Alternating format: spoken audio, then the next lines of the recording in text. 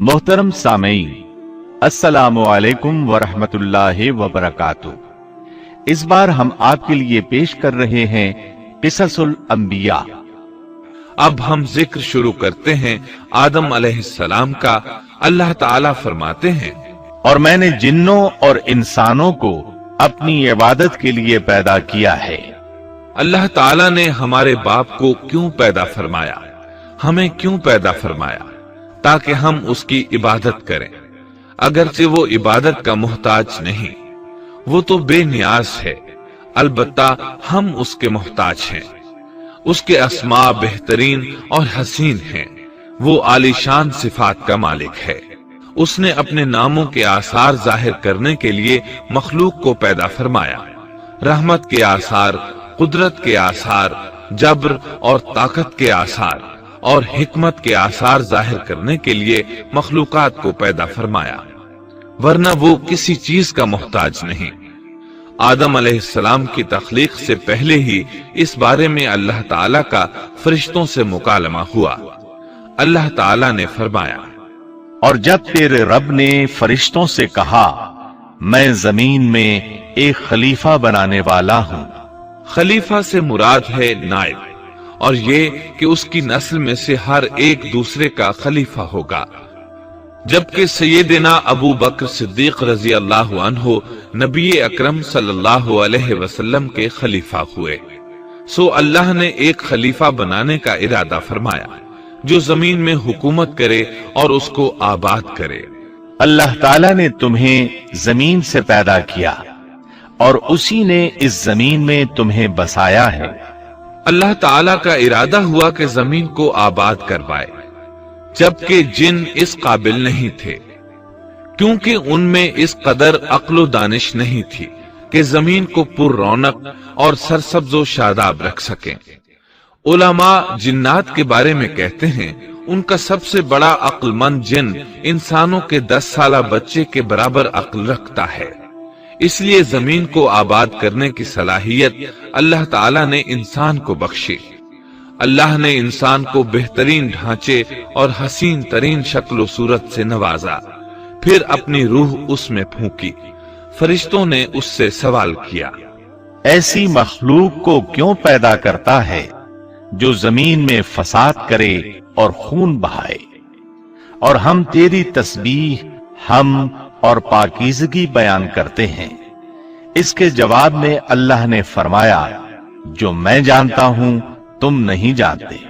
दरअसल फरिश्तों ने किसी तरह मालूम कर लिया था कि आदम की औलाद जमीन में फसाद करेगी, खून रेसी करेगी, लेकिन उन्होंने ये बात एतराज के तौर पर नहीं कही थी, क्योंकि ऐसा एतराज तो गुनाह है और फरिश्ते पलक झपकने के बराबर अल्लाह की मासियत और नाफरमानी नहीं करते, बल्कि वो तो निहायत मुअज़्ज़ज़ इबादत गुजार हैं। किसी बात में अल्लाह पर पेश दस्ती और सबकत नहीं करते और उसके हुक्म पर अमल करते हैं। अल्लाह के हुक्म की नाफरमानी नहीं करते, बल्कि जो हुक्म दिया जाए बजा लाते हैं।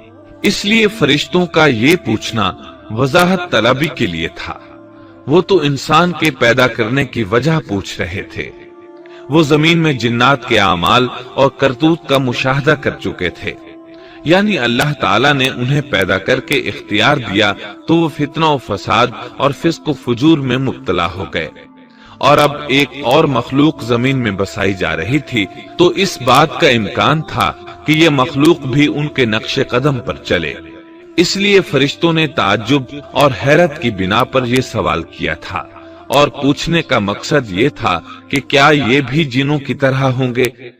इस तरह उन्हें ये खदशा लाहिक हुआ कि शायद उनसे अल्लाह की इबादत में कोताही या कमी वाक़ हुई है, जिसकी वजह से अल्लाह को नई मखलूक पैदा करना पड़ी।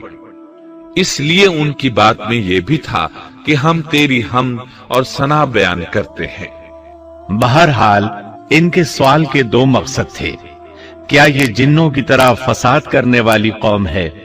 क्या हमसे तेरी इबादत में कोताही हुई है? इस पर अल्लाह ताला ने फरमाया, जो मैं जानता हूं वो तुम नहीं जानते। इस मौके पर फरिश्तों के जहनों में एक और बात भी आई। वो आपस में कहने लगे कि अल्लाह ताला जो भी मखलूक पैदा करेगा वो हमसे ज्यादा मुअज़्ज़ज़ और आलिम नहीं हो सकती। यानी जब फरिश्तों ने बाकी मखलूकात का जायजा लिया, मसलन आसमान, जमीन, पहाड़, जिन, चौपायों वगैरह का, तो उन्होंने सोचा ये हमसे ज्यादा मर्तबे वाली नहीं है, लिहाजा ये मखलूक भी पैदा हो रही है तो ये हमसे ज्यादा मर्तबा नहीं रखती। ये हमारा खास मुकाम है कि अल्लाह की तस्बीह में मसरूफ हैं, कुफ्र से महफूज हैं, हर हुक्म बजा लाते हैं, अल्लाह के तमाम अहकामात पूरे करते हैं, आसमान और जमीन में उसका हुक्म नाफिज करते हैं और अल्लाह के नजदीक हम सबसे ज्यादा शरफ वाले हैं। लिहाजा अगर ये नई मखलूक इंसान भी पैदा हो जाए तो क्या हुआ, हमसे ज्यादा मुअज़्ज़ज़ और इल्म वाली तो नहीं होगी। बहरहाल जब अल्लाह ताला ने आदम को पैदा किया तो जमीन की मिट्टी लाने का हुक्म फरमाया। चुनाचे अल्लाह ताला के पास मिट्टी लाई गई। इमाम तिरमिजी, इब्ने हिब्बान और इमाम अहमद रहमतुल्लाह अलैहिम ने एक हदीस बयान की है जिसके अल्फाज कुछ यूं हैं।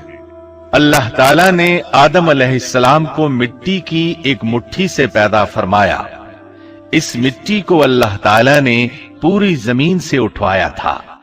यही वजह है कि आदम की औलाद जमीन के लिहाज से ही ज़हूर पजीर हुई। बाज सुर्ख रंग के हैं तो बाज स्याह और बाज सफेद और कुछ इसके दरमियान दरमियान में हैं। बाज नेक हैं, बाज खबीस और कुछ पाकीज़ा किस्म के हैं। इंसान की तख्लीक मिट्टी से शुरू हुई। इस मिट्टी को पानी से तर किया गया तो ये तीन बन गई। इसी वजह से कुरान मजीद की बाज आयात में तुराब का लफ्ज आया है। तुराब खुश्क मिट्टी को कहते हैं और बाज आयात में तीन का लफ्ज आया है। तीन तर और भीगी मिट्टी को कहते हैं। अल्लाह ताला फरमाते हैं खलक़हू मिन तुराब, यानी आदम को तुराब से पैदा किया गया। मिट्टी की आम हालत को तुराब कहते हैं। और फरमाया, जब आपके रब ने फरिश्तों से कहा कि मैं मिट्टी से बशर को पैदा करने वाला हूं, जब इस मिट्टी को पानी से ज्यादा भिगोया गया तो वो लेसदार होना शुरू हो गई। इसीलिए अल्लाह ताला ने फरमाया, हमने इंसान को लेसदार और चिपकने वाली मिट्टी से पैदा किया। फिर अल्लाह ताला ने अपने मुबारक हाथों से इंसान का ढांचा तैयार किया। अल्लाह ने फरमाया, खलक़तु बियदै, मैंने अपने दोनों हाथों से पैदा किया। अल्लाह ताला ने इंसान की खिलकत फरिश्तों के स्पुर्द न की, बल्कि बजाते खुद उसे तख्लीक के मराहिल से गुजारा और अपने हाथों से उसकी तस्वीर कशी की। अल्लाह ने इंसान को पहले एक मूर्ति की सूरत में ढाला, इसके बाद एक मुकर्रा मुद्दत तक छोड़े रखा, यहाँ तक कि गीली मिट्टी खुश्क हो गई और उसका रंग स्याह हो गया, बदबू आने लगी। फिर वो खनखनाती मिट्टी में बदल गई और आखिरकार आग पर पकी हुई मिट्टी यानी फखार, ठीकरी की सूरत इख्तियार कर गई, जिससे मटके वगैरह तैयार किए जाते हैं।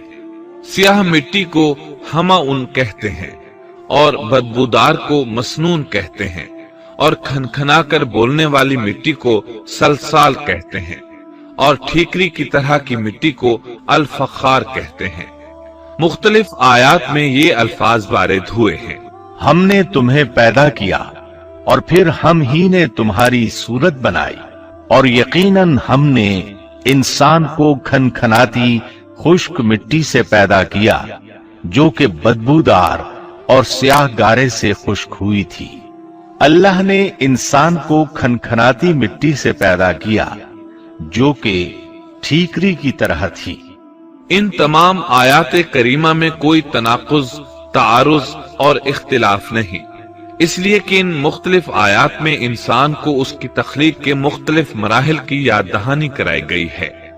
खुलासा कलाम यह हुआ कि तख्लीक के अमल का पहला मरहला तुराब था, यानी आम हालत वाली खुश्क मिट्टी, फिर तीन यानी भिगोई हुई मिट्टी, پھر لیسدار مٹی یعنی سلسال، پھر ٹھیکری کی طرح کی مٹی یعنی فخار، اور یہ کام جمعے کی آخری گھڑی میں کیا گیا، اور یہ دن اللہ کے لحاظ سے شمار ہونے والے دنوں میں سے ہمارے دنوں کی طرح نہ تھا، ہمارے اور اللہ کے دن مختلف ہیں۔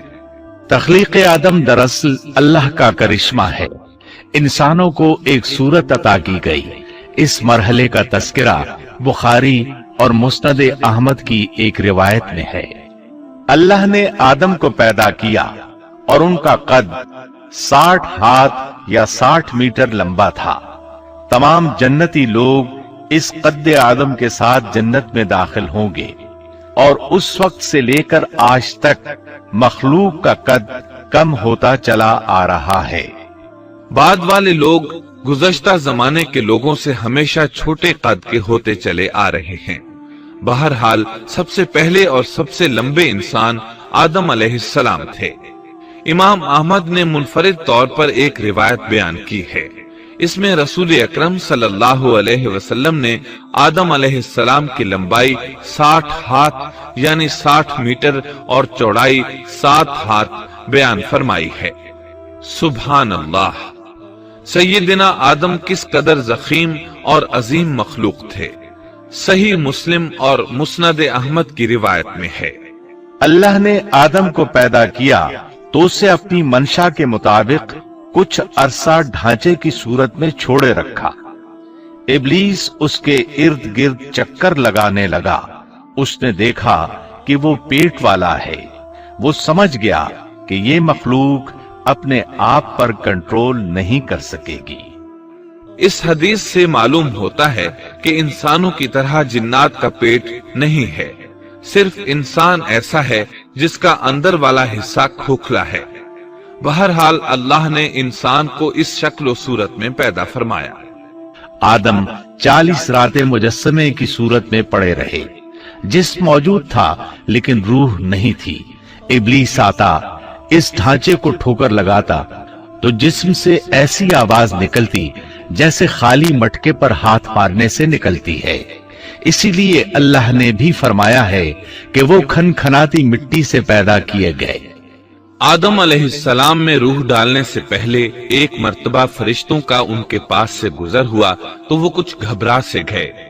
ابلیس کو تو بہت زیادہ گھبراہٹ کا سامنا کرنا پڑا۔ وہ گزرتے ہوئے ٹھوکر مارتا اور کہتا، تجھے کسی خاص مقصد کے لیے پیدا کیا گیا ہے۔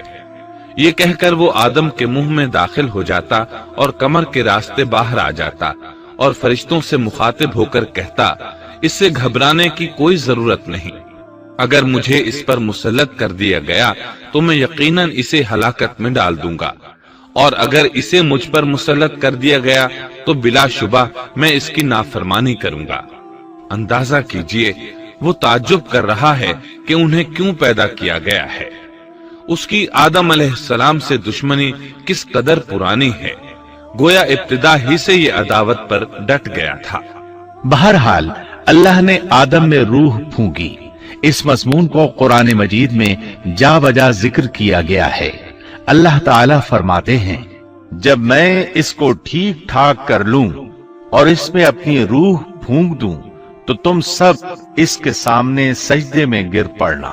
ایک اور جگہ فرمایا، اللہ تعالیٰ کے نزدیک عیسیٰ علیہ السلام کی مثال ہو بہو آدم علیہ السلام کی مثال ہے۔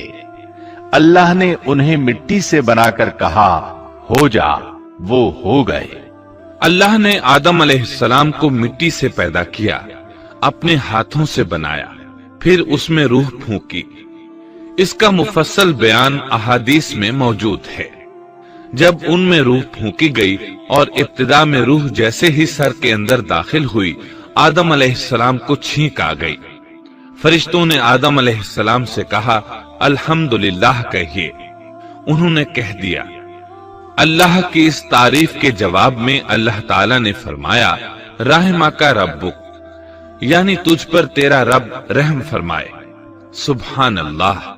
اللہ ذوالجلال والاکرام نے آدم علیہ السلام میں روح مکمل ہونے سے پہلے ہی انہیں اپنی رحمت سے سرفراز فرما دیا۔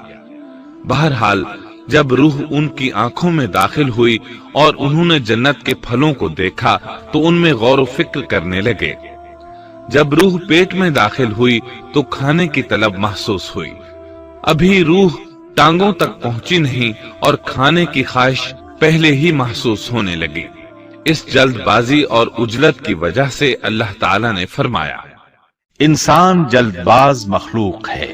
جب آدم علیہ السلام کو پیدا کر دیا گیا تو اللہ تعالیٰ نے ان کی پشت پر ہاتھ پھیرا۔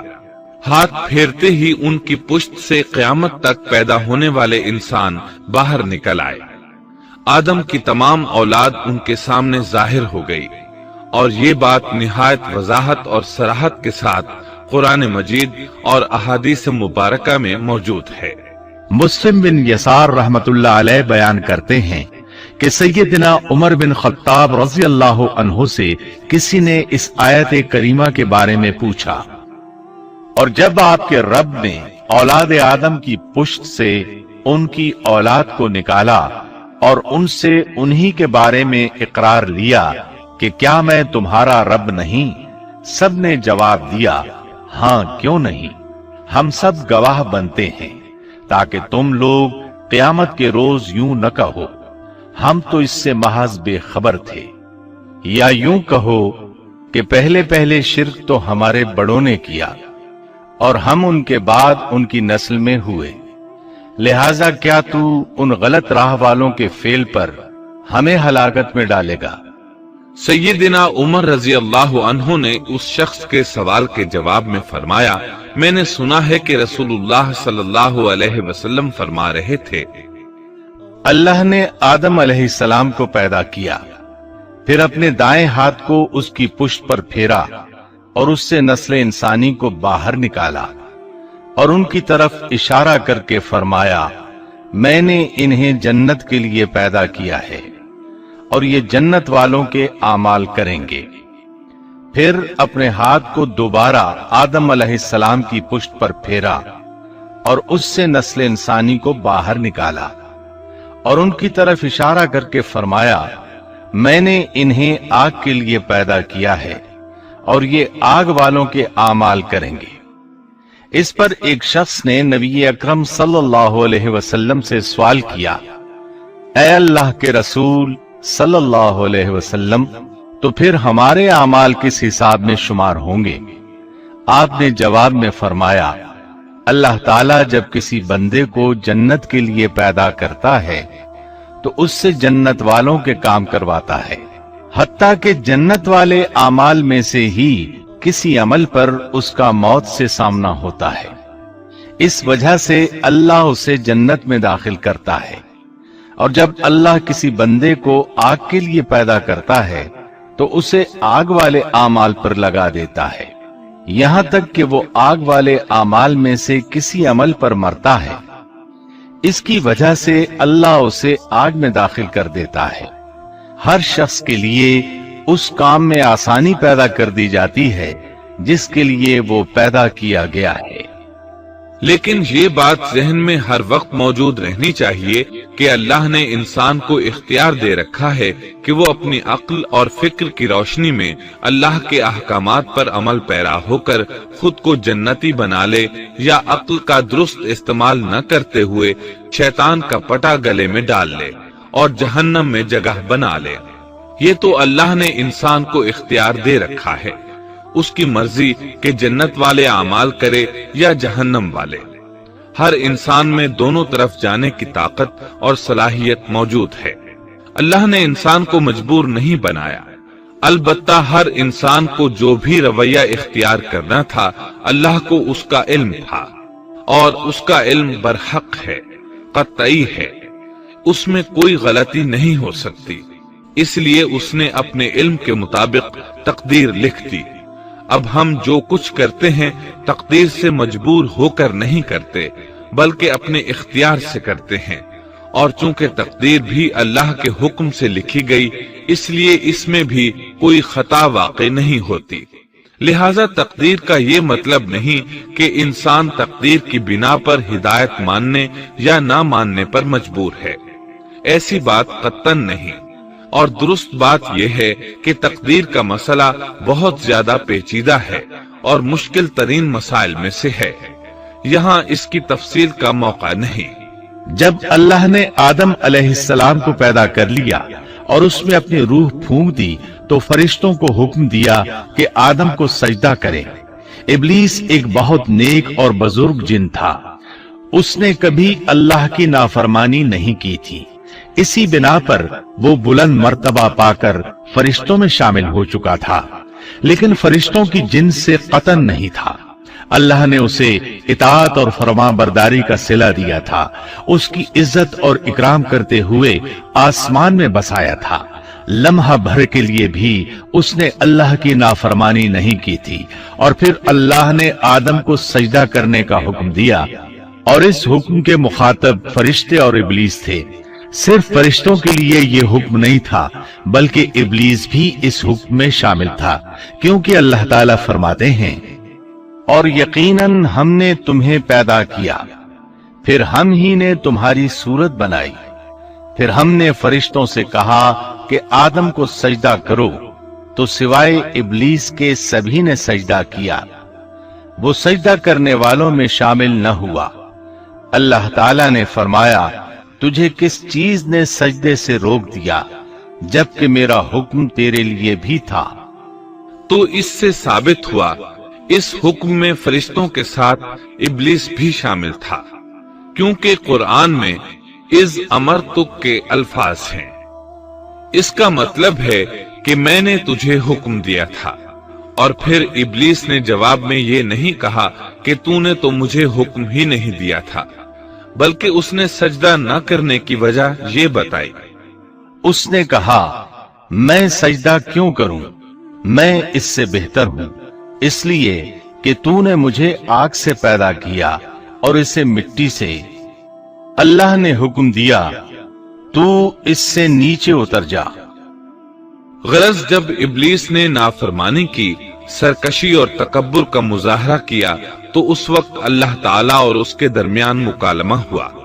اللہ نے اس کی سرکشی دیکھ کر اسے سزا دیتے ہوئے فرمایا، اس جنت سے اتر جا، تجھے کوئی حق حاصل نہیں کہ تو اس جنت میں رہ کر تکبر کرے۔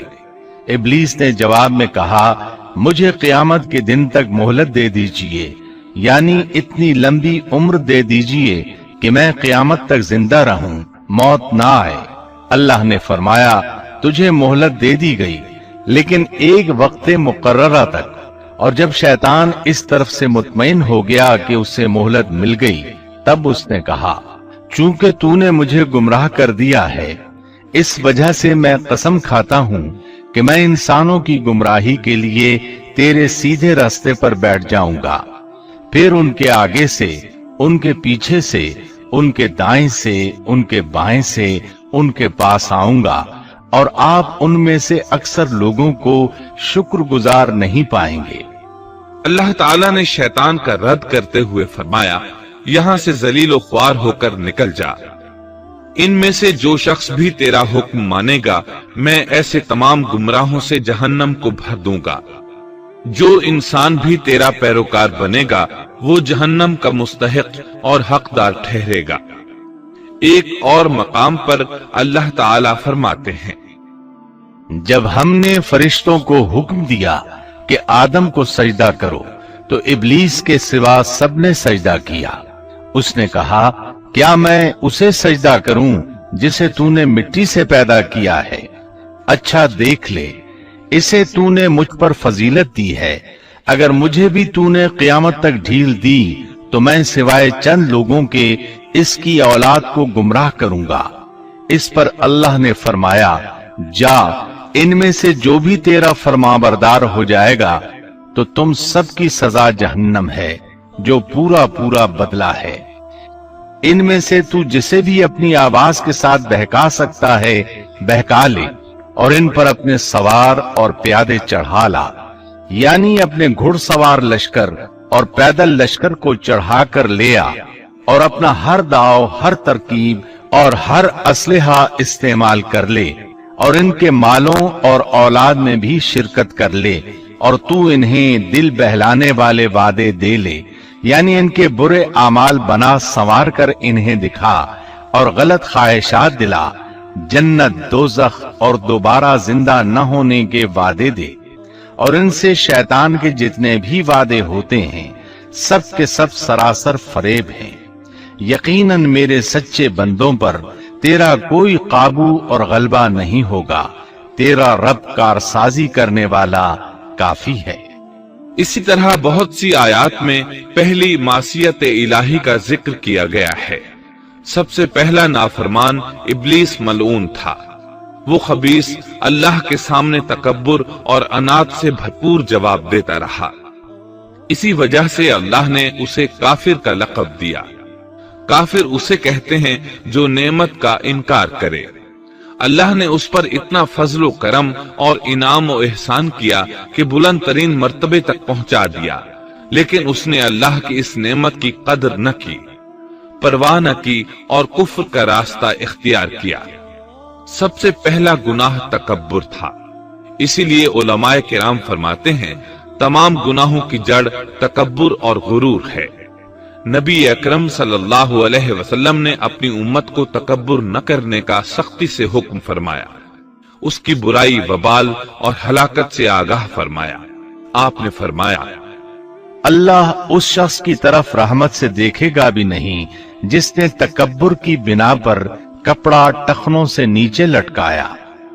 इसके अलावा नबी सल्लल्लाहु अलैहि वसल्लम ने तो मुतलकन फरमा दिया, वो शख्स जन्नत में दाखिल होने के काबिल नहीं जिसके दिल में जर्रा बराबर भी तकब्बुर है।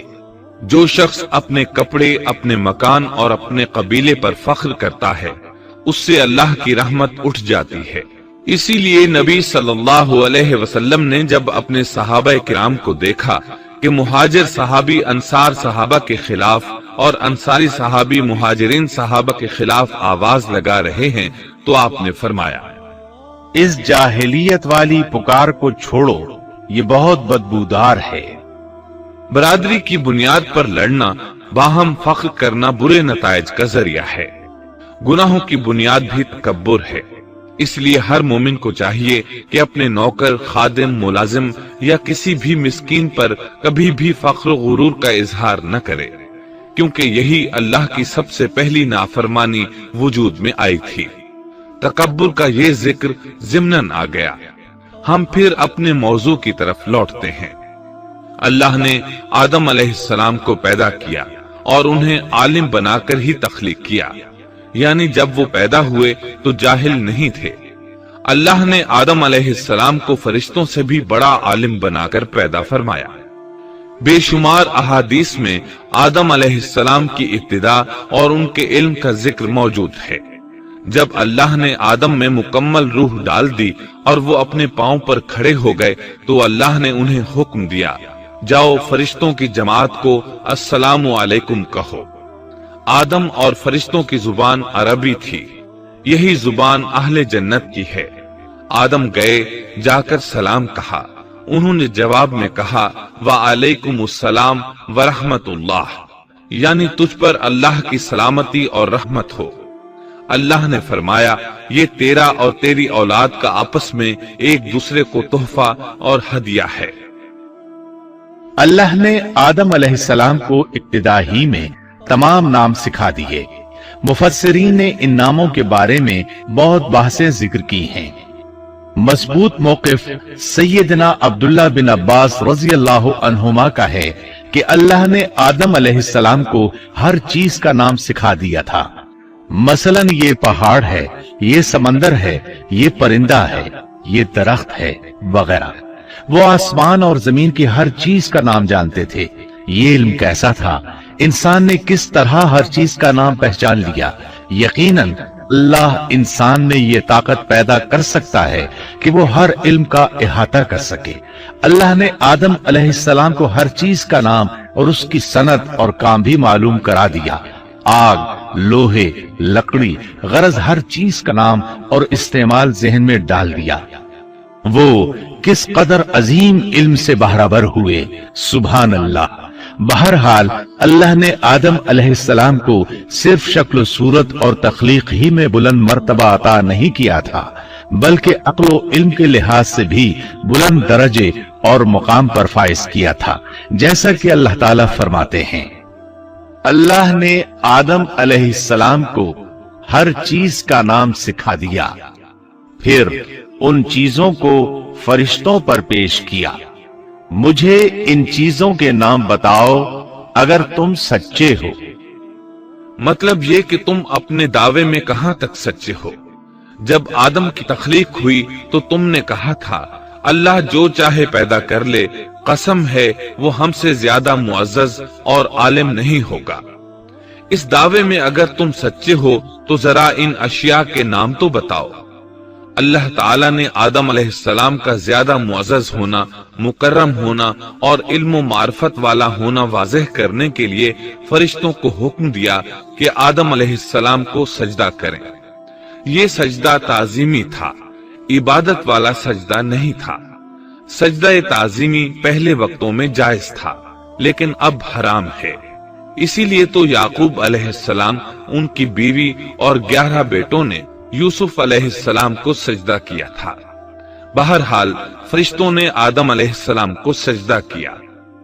इससे मालूम हो जाता है कि कौन ज्यादा इज्जत और अजमत वाला है। यकीनन आदम अलैहिस्सलाम ज्यादा शरफ और मंजिलत के हकदार ठहरे। जब अल्लाह ताला ने उनकी इज्जत, तकरीम और ताजीम साबित फरमा दी, तब इल्म मार्फत में उनकी बरतरी साबित करने के लिए फरमाया, अगर तुम अपने कौल में सच्चे हो तो इन चीजों के नाम बताओ। तब फरिश्तों ने कहा, फरिश्ते कहने लगे, ऐ अल्लाह तू पाक है, हमें तो सिर्फ उतना ही इल्म है जितना तूने हमें सिखा रखा है। मुकम्मल हिकमत व इल्म वाला तो तू ही है। अल्लाह ताला ने आदम अलैहिस्सलाम से फरमाया, ऐ आदम तुम इन फरिश्तों को इन चीजों के नाम बताओ। आदम हर चीज का नाम बताने लगे। किसी जगह भी उन्होंने गलती नहीं की।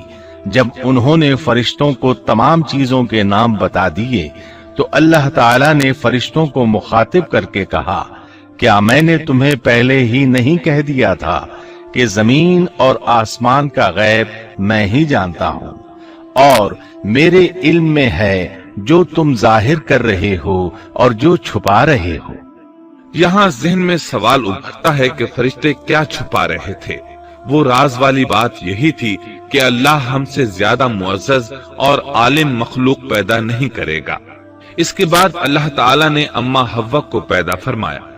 उन्हें आदम अलैहिस्सलाम के फौरन बाद पैदा नहीं फरमाया, बल्कि आदम अलैहिस्सलाम ने काफी अरसा जन्नत में तन्हा बसर किया, और हदीस में है कि वो वहशत महसूस करते थे, तन्हाई को शिद्दत से महसूस करने लगे थे।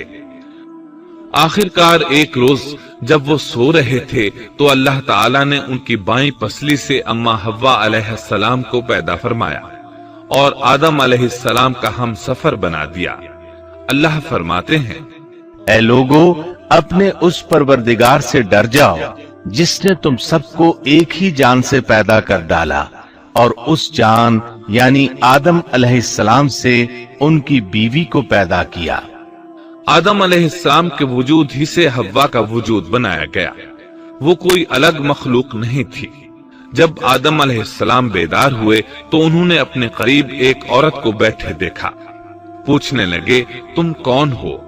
हव्वा अलैहिस्सलाम ने कहा, औरत। आदम अलैहिस्सलाम ने फिर पूछा, तुझे किस लिए पैदा किया गया है?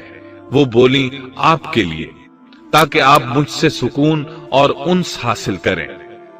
जब फरिश्तों ने आदम अलैहिस्सलाम को एक औरत से बातें करते देखा तो कहने लगे, अब एक और नई मखलूक पैदा की गई है।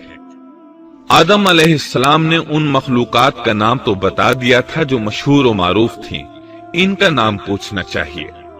उन्होंने आदम अलैहिस्सलाम से सवाल किया। उन्होंने फौरन जवाब दिया, हव्वा, इसलिए कि अल्लाह ने तो आपको हर चीज का नाम सिखा दिया था। फरिश्तों ने कहा, इनका नाम हव्वा क्यों रखा गया है? आदम अलैहिस्सलाम ने जवाब दिया, इसलिए कि इसे एक जिंदा चीज से पैदा किया गया है।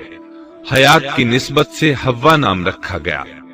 मुस्लिम शरीफ में है, सैयदना अबू हुरैरा रजी अल्लाहु अन्हु रिवायत करते हैं کہ रसूलुल्लाह सल्लल्लाहु अलैहि वसल्लम ने फरमाया, जो शख्स अल्लाह और आखिरत के दिन पर ईमान रखता है, जब वो किसी मामले के लिए हाजिर हो तो भलाई वाली बात करे या खामोश रहे, और औरतों के बारे में भलाई की वसीयत हासिल कर लो, यानी उनके साथ अच्छा सलूक करो, क्योंकि औरत पसली से पैदा की गई है और पसली में ज्यादा टेढ़ा हिस्सा ऊपर वाला हिस्सा होता है। अगर तुम इसको सीधा करना चाहोगे तो तोड़ डालोगे, और अगर इसको छोड़ दोगे तो वो इसी तरह हमेशा टेढ़ी रहेगी। औरतों के बारे में भलाई की वसीयत हासिल कर लो। मतलब ये कि इसी हालत में गुजर बसर करो, औरतों के बारे में भलाई की वसीयत हासिल कर लो। इस हदीस का मतलब ये है कि औरतों पर जबर करके जबरदस्ती उनकी तबीयत को बदला नहीं जा सकता, और औरत जात को निहायत नरमी और प्यार से रखो। इनकी तबीयतों में टेढ़ापन है, वो कभी जज्बात से मगलूब हो जाती है और अक्ल खो बैठती है। अगर कोई इसे सीधा करना चाहे तो इससे लाताल्लुकी, दूरी और तलाक की नौबत आ जाएगी। अगर इसे छोड़ दोगे तो टेढ़ापन बरकरार रहेगा। मर्द को बहुत हौसले से इस सूरत हाल को संभालना चाहिए।